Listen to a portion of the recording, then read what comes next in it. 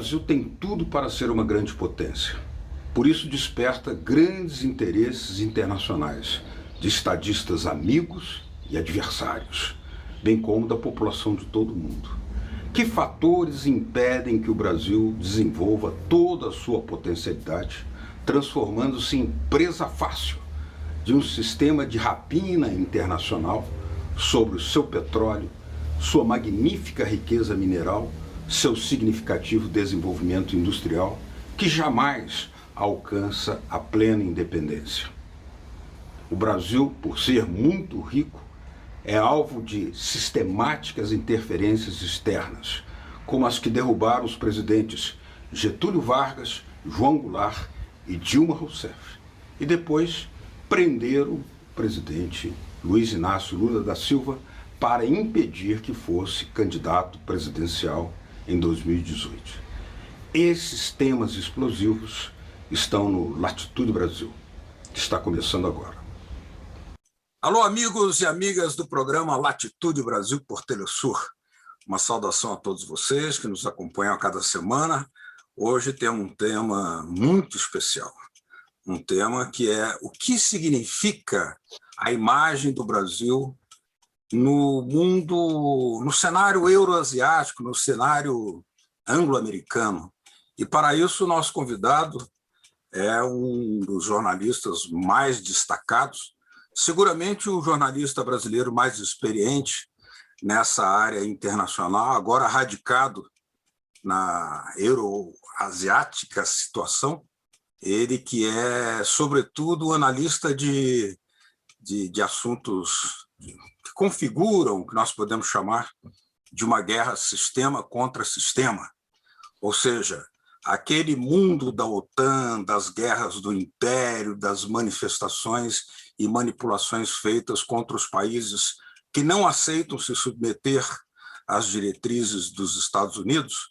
Aí me refiro especificamente à Rússia, China, Irã e os países que vão, inclusive, formando um campo de resistência àquelas diretrizes ameaçadoras que vêm da OTAN. O Pepe Escobar, que está aqui conosco, a quem dou as boas-vindas, ele está está desde 1985 fora do Brasil e, a partir de 2000, está na região asiática. Portanto, nós não temos outro jornalista com tal destaque, jornalista brasileiro com tal destaque, e que nos poderá dar uma informação bastante de outro olhar, outra configuração, porque hoje nós vamos pedir que o Pepe analise especificamente o Brasil visto lá fora. Ele normalmente analisa o mundo explosivo, cada vez mais vulcanicamente explosivo, das relações entre a OTAN e a Euroásia, né? E aqueles países que não se submetem. Mas hoje pedimos a ele esse olhar. Dou as boas-vindas a Pepe Escobar. Seja muito bem-vindo à Telesur, Pepe. Muito obrigado, Beto. É um enorme prazer estar com vocês, é um enorme prazer estar com a Telesur. Eu já tinha laços antigos com a Telesur. Eu escrevi colunas em inglês para a Telesur English há anos atrás. Ou seja, o laço sempre existiu, né? Que bom, que bom, que bom. Muito bom, muito bom. Mas então, o nosso olhar de hoje é o Brasil que se apresenta aí fora, ou seja, como é visto o Brasil. Você, digamos, você viu de fora o Brasil voltar à democracia, sair das ditaduras estatizantes, voltar para a democracia privatizante. Mas viu também a evolução da privataria, viu depois os governos Lula, Dilma aí fora, e agora esse golpe com essa tragédia que significa um governo da natureza tão nefasta como o de Jair Bolsonaro. Eu começaria perguntando pelo golpe. Ou seja, como foi visto aquele golpe? Porque as notícias que temos é que a alta direção do PT foi avisada, nada mais, nada menos, por Vladimir Putin, de que vinha um golpe geopolítico disfarçado de lava-jato. Como é isso? Olha, em 2016, particularmente, foi muito interessante, porque, na época, eu estava escrevendo só para a mídia russa, especificamente nesse ano.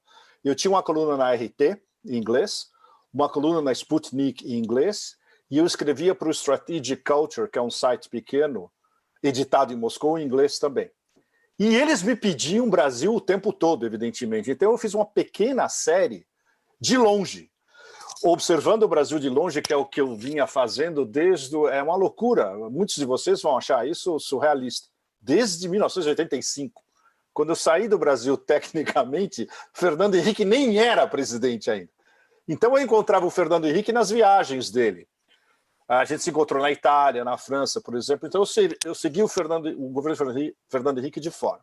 O governo Lula foi ainda mais alucinante, porque eu estava imerso na guerra contra o terror. Ou seja, eu estava entre Afeganistão, Paquistão, Iraque, depois da invasão do Iraque. Vocês devem lembrar muito bem que o governo Lula I tomou posse 2 meses antes do bombardeio da invasão do Iraque. Em 2003. Né? Então, eu não conseguia nem acompanhar os primeiros meses e anos do governo Lula, porque eu estava no meio dessa demência absoluta, que eram as guerras, a gente chama de guerras eternas, né? As guerras eternas do Império, que não começaram contra o Afeganistão em 2001, já vinha de antes, já tem a primeira Guerra do Golfo, e toda aquela pressão que eles botaram no Iraque durante mais de 10 anos. Perfeito. Eu só consegui começar a tomar pé da importância do governo Lula no final do Lula I para Lula II. Quando eu comecei a ir, por exemplo, em G20s, quando eu vi que a presença do Lula no cenário internacional era um negócio jamais visto nas últimas décadas em termos de um grande líder do mundo em desenvolvimento. Me passava pela cabeça uma comparação com o Sukarno, o Nehru, nos anos 50, na época da Conferência de Bandung, em 55. Pois é. O Lula ele é Bandung 55 turbo, né? Porque a influência dele, não só na América Latina e na África, mas em diversos pontos da Ásia, especialmente no Oriente Médio. Cada vez que eu ia ao Oriente Médio, eu era bombardeado de perguntas Lula. Seja onde for. No Iraque, então, nem se fala. O Lula é muito popular no Iraque, é algo que ele talvez nem saiba. Ele se negou a atender aquela pressão do Bush para que entrasse na guerra contra o Iraque. E disse que só fazia guerra contra a fome. Né? Exatamente. Então, essa posição extremamente sólida do governo Lula na época criou, por incrível que pareça, respeito em Washington. Ou seja, isso daí não é um vassalo que vai se dobrar com qualquer paulada na cabeça. Então, o Lula era respeitadíssimo em Washington, até pelo círculo dos neocons e em Wall Street também, porque ele tinha diálogo com os banqueiros internacionais. É uma coisa que eu conversei, por exemplo, com o Michael Hudson, o economista Michael Hudson, que é um dos maiores economistas do mundo e que segue o Brasil muito perto. O Michael me contou de encontros onde Lula era o personagem principal com banqueiros, e ele era visto com admiração por todo mundo. E a despeito de diferenças ideológicas extremamente sérias, evidentemente.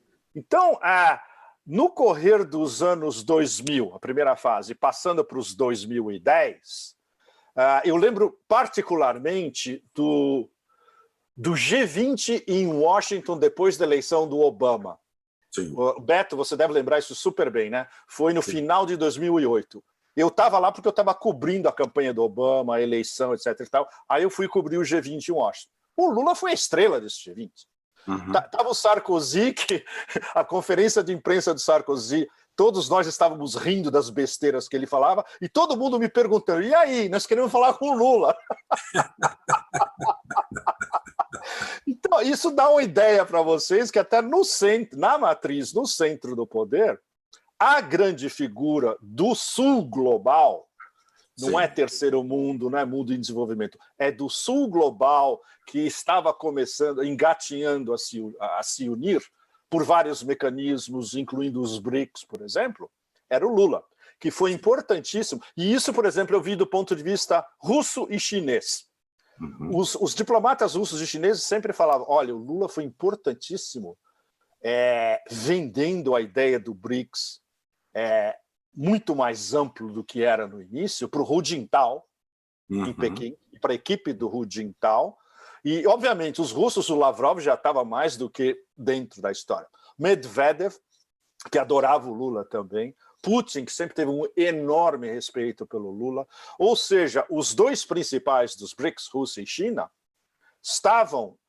quando o Brasil era importante, justamente, o que, do nosso ponto de vista, olhar isso agora, é quase como se fosse uma era, na era dos dinossauros, né? E foi apenas alguns anos atrás. O fato de que o Lula e a política externa brasileira era aglutinadora, com as grandes potências emergentes, Rússia e China, mas com todo o resto do sul global também, que olhava para a figura do Brasil como um condutor. Perfeito. Então, olhar isso do ponto de vista de um brasileiro mais... que é a minha área de trabalho, né? A minha área de trabalho é política externa americana, OTAN, e tudo na Eurásia, né? Turquia, Oriente Médio, e aí, Irã, Iraque, Afeganistão, Paquistão, Rússia, China, até Vladivostok. lá na extrema-direita. Que é o que eu tenho acompanhado há mais de 20 anos. Eu vim para a Ásia, para vocês terem uma ideia, muitos de vocês acho que nem tinham nascido. Eu vim morar na Ásia em 94. Eu estou aqui há 27 anos. E indo e voltando, né? Então isso dá um ponto de vista único, realmente, especialmente para um latino-americano, né? Perfeito, perfeito. Agora, eu fico imaginando que, em razão dessa importância toda que esses grandes líderes percebiam sobre a conduta de Lula e do Brasil, evidentemente, quando perceberam que vinha um golpe, sobretudo a Rússia, não podia ficar sem deixar de alertar. Isso é uma informação muito importante, porque nós vimos aqui no Brasil, em algum momento, até a presidenta Dilma Rousseff disse que não houve ingerência externa. Disse isso a própria Telesur. Sim. Mas parece que não é bem assim. Não, é mais complicado, Beto. É uma questão extremamente sensível.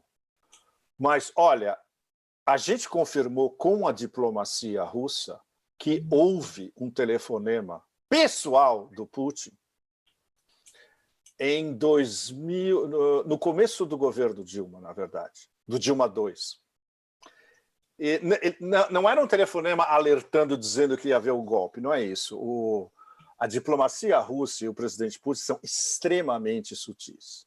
Era dizendo, cuidado, eles estão com o Brasil na mira e é extremamente sério, segundo as nossas informações de inteligência.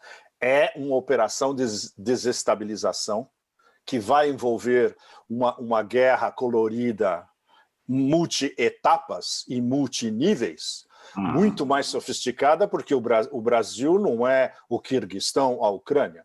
O Brasil era a caminho de ser a quinta maior potência econômica do planeta, um país extremamente complexo e um dos líderes do sul global. Ou seja, a revolução colorida no Brasil teria que ser bem mais sofisticada. E foi.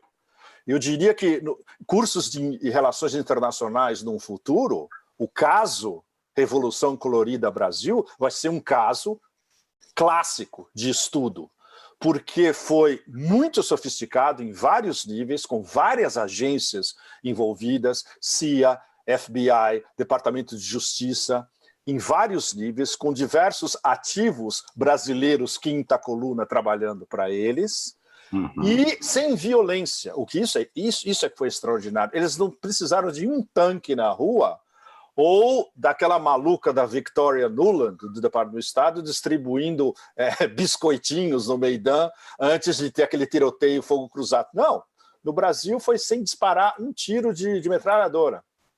E eles conseguiram organizar um golpe interno com todas as facções da, digamos, classe dominante ou autodenominada classe dominante brasileira, juristocracia, Congresso, mídia, todo mundo. Foi relativamente fácil, tendo em vista a complexidade do país, o que é uma coisa que todos nós até hoje nos perguntamos, mas como foi tão fácil? Imagina, eu já ouvi isso de alguns dos melhores analistas russos em Moscou, mas como é que o Brasil caiu tão fácil? Ninguém tem uma resposta sobre isso. E vocês no Brasil, os melhores analistas brasileiros, eu acho difícil que vocês tenham uma resposta em todos os livros de por que foi tão fácil. Né? É claro que o olhar deve partir sempre desse contexto anglo-americano e também dessa contenda, né, de uma luta sistema contra sistema, porque o Brasil pende para a aliança com um dos lados. Embora não rompa nunca com os Estados Unidos, ele é um membro dos BRICS. Aliás, por incapacidade desse governo, por exemplo, não sabe nem tirar bom proveito da vantagem comparativa de ser membro dos BRICS para, por exemplo, conseguir vacinas. E aqui temos uma mortandade calamitosa, né? Exato, e você tocou no ponto-chave que está acontecendo agora, enquanto a gente está conversando, né, Beto? Essa proibição da Sputnik no Brasil, que é um fenômeno absolutamente geopolítico. Na verdade, se a gente tivesse que definir com uma manchete de 5 palavras, Império proíbe Brasil de usar Sputnik. Essa é a manchete. Essa é a manchete. Essa é a manchete. E aí você declina as variáveis embutidas na história, que é a pressão da Big Pharma americana, a pressão seja quem for em Washington, o Deep State, o Estado profundo americano que quer manter o Brasil na rédea, seja quem for. Outro dia eu estava fazendo um exercício junto com um analista alemão que tem um blog excelente, pequenininho, comparando tweets do Pompeu como secretário de Estado e do Tony Blinken como secretário de Estado. É como se eles tivessem sido redigidos pelo mesmo escritório. A linguagem é a mesma, os adjetivos são os mesmos e a visão ou falta de visão do mundo são as mesmas. Ou seja, não interessa quem mude o que a gente chama de porta giratória em Washington. Do ponto de vista do Estado profundo, o Brasil é muito importante e tem que ser mantido na rédea. Bom, e é o que explica o caso Sputnik agora. Exatamente. Vamos fazer aqui uma pequena pausa, Pepe? Sim, tudo bem. Já nós voltamos conversando com Pepe Escobar, analista brasileiro que desde 94 está na Eurásia.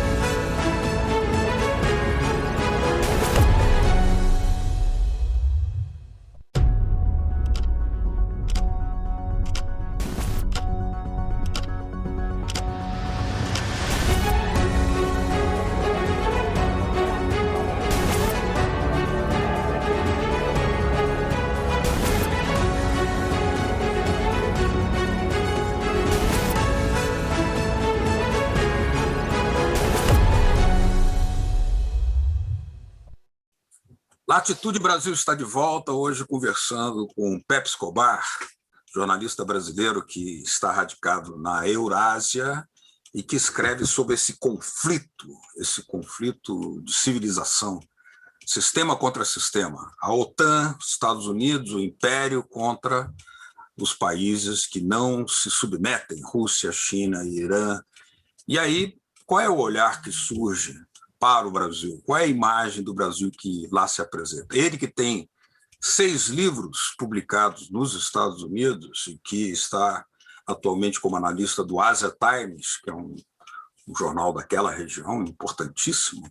Ô Pepe, me fala um pouco da questão financeira, porque o que nós temos visto realmente nos últimos tempos é que Rússia, China e Irã cada dia mais aposentam o dólar. Isso é explosivo. Absolutamente. E o Lula, numa de suas declarações, tinha dito, inclusive voltou a repetir isso recentemente, que havia proposto a criação de uma moeda própria dos BRICS e uma visão estratégica com a Rússia e com a China. Sim. Como é que o Brasil poderia atuar nisso? Bom, A gente teria que ter o Lula de volta ao poder, né? Porque o X da questão, Beto, é esse.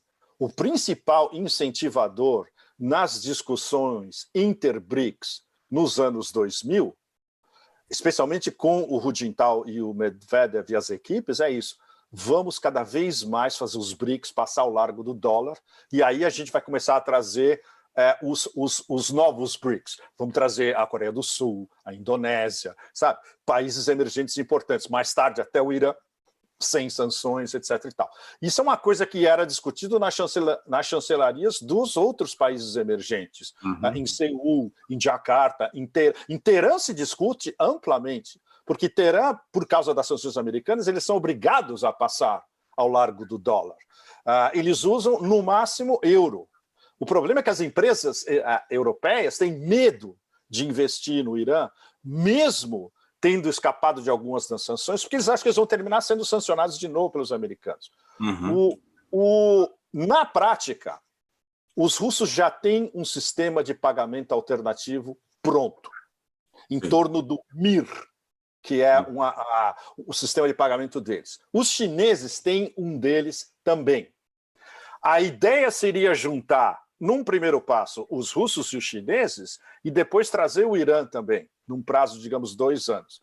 Aí você teria os 3 principais polos da Eurásia, Rússia, China e Irã, passando ao largo do dólar, num sistema alternativo ao SWIFT. Como você disse muito bem, isso é uma bomba absoluta. E o mercado financeiro americano e todo mundo em Wall Street sabe disso. O problema é que eles não vão ter um contra-soco na hora que isso acontecer. Vai ser um soco no fígado, eles não vão ter o que fazer. Inclusive porque eles fazem o chamado papel pintado, ou seja, moeda ou lastreada no míssil nuclear, né? Não é no ouro. Eles mudam. Falando dos Estados Unidos, claro. Dos Estados Unidos? Mas agora tem um elemento, Beto, que é ainda mais desestabilizador do ponto de vista do Império. Vocês devem ter visto que nos últimos dias, especialmente na semana passada, o discurso do Putin, o discurso do Estado da União do Putin, ele reescreveu as regras do jogo, basicamente. Ou seja, o avanço militar e hipersônico dos russos em relação aos americanos é tão grande que eles agora podem publicamente, para o sul global inteiro, dizer é o seguinte: ou vocês nos tratam de igual para igual, ou a gente nem liga o que vocês estão falando, e se vocês tentarem alguma aventura, olha o que está esperando vocês. Aí vem a lista, e traçou, inclusive, a linha vermelha, dizendo e a linha vermelha. Nós a linha vermelha, onde nós quisermos. A linha vermelha, quem traça somos nós, russos. Exatamente. A China não pode fazer isso, porque a Rússia está muito mais desenvolvida do que todo o resto do mundo, militarmente. Sim. Mas a China está pegando, inclusive, eu não digo segredos militares, mas a cooperação estratégica entre Rússia e China está chegando a um ponto tão próximo, onde eles já passam tecnologia militar para os chineses. Então, os chineses estão também tirando o atraso, o tempo todo. Entende? Ou seja, mudou a configuração total do tabuleiro. Exato. E os americanos, o que os americanos têm no momento a não ser histeria? Que, na verdade, essas sanções, uma atrás da outra, não é uma política externa. É uma reação de criança, né? Histérica, que fica gritando e chorando. Será que por serem temas tão pontiagudos, né, que você analisa de forma independente, com jornalismo em inglês, nesse mundo anglo-americano, será por isso que você foi censurado no Facebook? Eu não posso falar detalhes. Os advogados do Asia Times me disseram para eu ser muito cuidadoso no que eu falo, e eles pediram para eu não publicar nada a respeito. Mas foi. Eles estão esperando uma resposta formal do Facebook para aí pensar na possibilidade de lançar um legal case, uma ação, o que teria uma repercussão gigantesca, porque vem de um órgão de mídia estabilizado em inglês com um público global. E isso é um negócio que os meus amigos dos Estados Unidos falaram: olha, façam, porque vocês vão ser apoiados por um monte de empresas de mídia aqui nos Estados Unidos, que correm o risco de serem censuradas também. Então, isso pode ser um divisor de águas, dependendo de como evolui.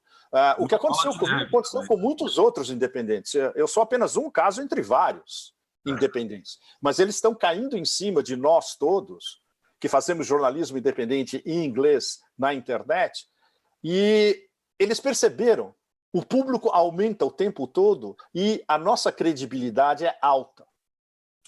O que para eles é um negócio absolutamente inadmissível. A única credibilidade que eles respeitam é CNN e New York Times. E cada vez mais americanos, inclusive, percebem o que é CNN e New York Times. Mas eu queria que você nos desse uma última palavra. Assim, finalmente caiu a ficha, inclusive de alguns setores da esquerda no Brasil, de que a Lava Jato é uma operação geopolítica gestada nos Estados Unidos. Sim. O que você comenta sobre isso? Bom, isso é algo que muitos de nós já víamos antes de 2016. Na verdade, quem estava acompanhando a Wikileaks desde o começo dos anos 2010 já sabia disso. Quem estava conversando, por exemplo, com a diplomacia russa, os russos já estavam plenamente a par disso. O que me espanta e o que nos espanta, nós que analisamos de fora, é como o governo da presidente Dilma não percebeu a gravidade do problema. Sinceramente, eu gostaria de ter uma resposta direta da presidente Dilma, que eu tenho um enorme apreço por ela. Eu já perguntei isso. E a resposta dela foi relativamente evasiva, não foi taxativa como deveria ser. E isso é um problema enorme para as próprias chancelarias russas e chinesas, etc. Eles querem o Brasil de volta. Os iranianos, os turcos, todo mundo na Eurásia quer o Brasil de volta como um grande polo do sul global. E, de preferência, com uma liderança capaz e provada, como o ex-presidente Lula. O problema é que o que aconteceu antes precisa ficar bastante claro. Como o Brasil foi pego, literalmente, de calça curta. É uma expressão que a gente usava quando era pequeno, né, Beto? Isso mesmo. Obrigado a você. Obrigado. A vocês de casa que nos acompanharam aqui no Latitude Brasil, obrigado pela sua atenção. Até semana que vem, com mais um tema desse Brasil que pode voltar a ser gigante em breve. Até, um abraço, tchau.